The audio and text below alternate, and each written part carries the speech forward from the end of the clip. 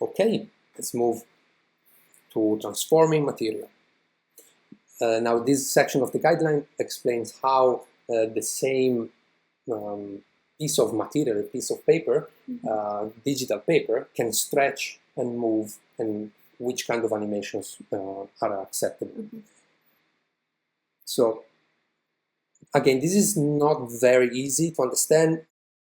I think you need to take some time to review it, because it's a bit complex. I'll try to make it easy for you, but I think it still needs some time to understand it properly or to use it, because again, understanding is something, but then knowing how to use it or how to do it yourself is another thing. So to get that knowledge, you need to experiment with it.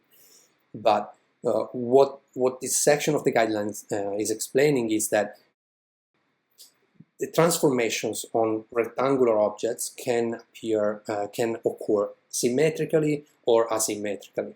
So that means that maybe you have a square that expands, that both the height and the width expand at with the same speed and with the same animations. Sometimes instead you want them not to be symmetric, so you want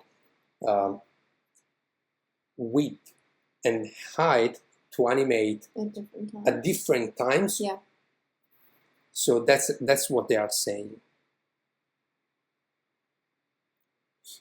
So this is an asymmetric transformation. As you can see here, you see that the width occurs before the height when expanding. When contracting is the opposite.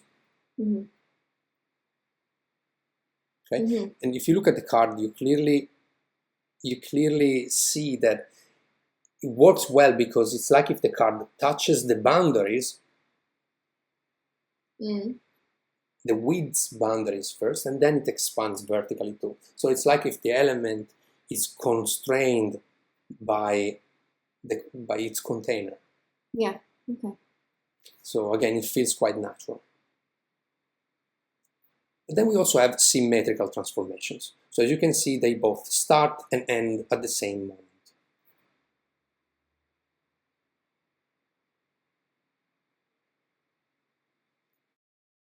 And again, they explain that this is suited to simple shape changes. Okay. How would you decide which one to use for different situations? That's a good And question. which one's better, generally, as a rule? Or do they sort of say either is okay? No, okay, they explain it in here. That's a good question. Asymmetric transformations work best when animating multiple elements, or when position changes are involved. Okay. Okay, if instead you're doing just a very small change or transition of just one element, you will use a symmetric transformation. Okay? If instead this is a container, and maybe at the top you have an image, and then you have a title and a description, something else, you would use the asymmetric one. Okay, depending on the elements inside it? Yeah, yes. Okay. Depending on how many elements you are moving at the same time. Yeah, as you can see, they explain here. This transformation can have slightly shorter durations. No, what is it? Here. The symmetric ones, yeah, should be used for simple changes. Okay. Let's see a couple of other examples. These are really beautiful. I love them.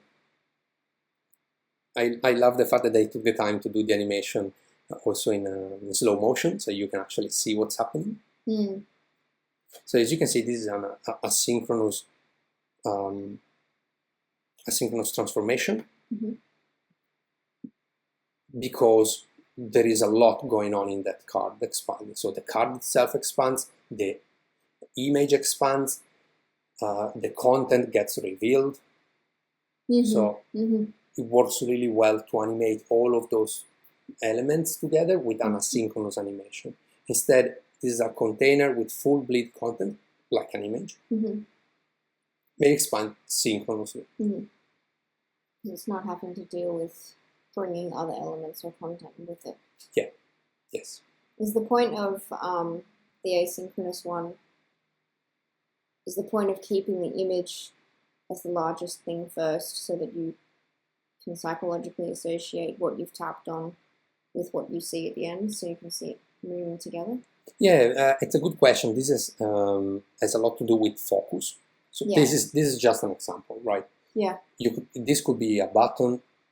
It could be something else. Could be a title. In this example, yeah, you tap on the image, the image expands, and it kind of dictates the rest of the card. So Yeah. the rest of the card is connected to the image, Mm-hmm. and that's why it works well, because as you can see in this animation, the boundaries of the image dictate, or the way the image animates dictates the edges of the card itself at the end of the transformation. So it all starts from here, but then it's not just the image enlarging, but you can see that the animation extends to the outer container.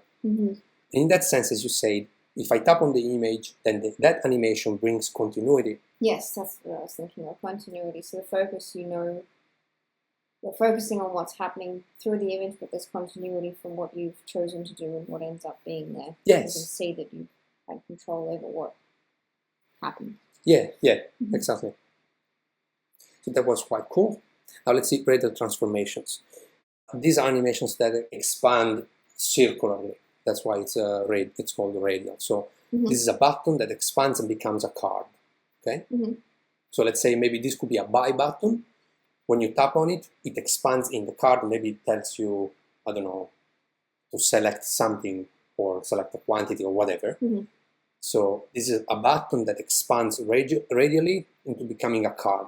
So what happens is the button moves upward and the animation expands from the center out. Like an ink drop. Yes. What's interesting is that the outer boundaries were there all along, and the circle kind of gets cut when it touches the boundaries. Yeah. You see, it's the interaction between the two elements. It's really nice. So what they say is radial transformation should be used on circular surfaces that morph into rectangular surfaces.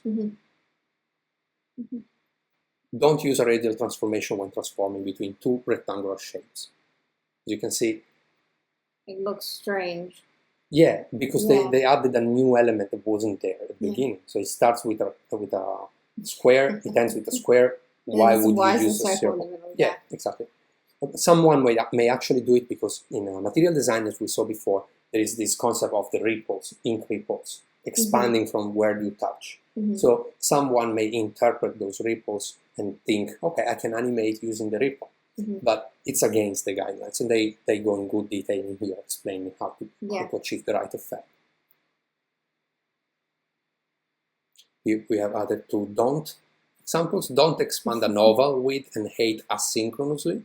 So if animations with circles should be always synchronous, so that it feels that the circle maintains its own proportions instead of becoming an oval.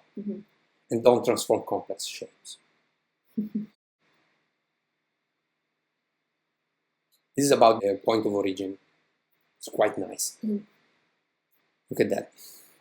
So during the expansion, the floating action button moves in an arc that we just saw towards its destination as it expands into a card. So here you can see that there are multiple principles that we already saw. There is the arc, there is the deceleration, and there is the radial transformation. Quite cool. These are two examples. It's not a do and don't. It's just two separate examples. In the first one, the circle becomes the card, and the card is always centered with the button. In the other example, instead, the card is fixed in place, and the circle expands from its own center outward into the card. Again, they don't explain why you should be using one or the other, but they say that the second example is subtle. Of course, because this has the first example has a lot more going on. A lot more movement. Exactly, which is good. Maybe you want to grab the attention. Maybe it's a buying experience or something like that. Then you want to keep the focus in there. That works really well. Instead, the second example could be just a floating menu, for example. When you touch on it, then it expands over there.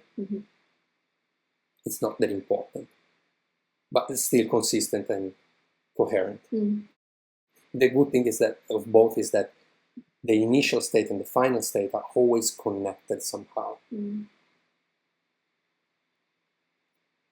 This is cool, joining and dividing. So we saw that material can expand and divide.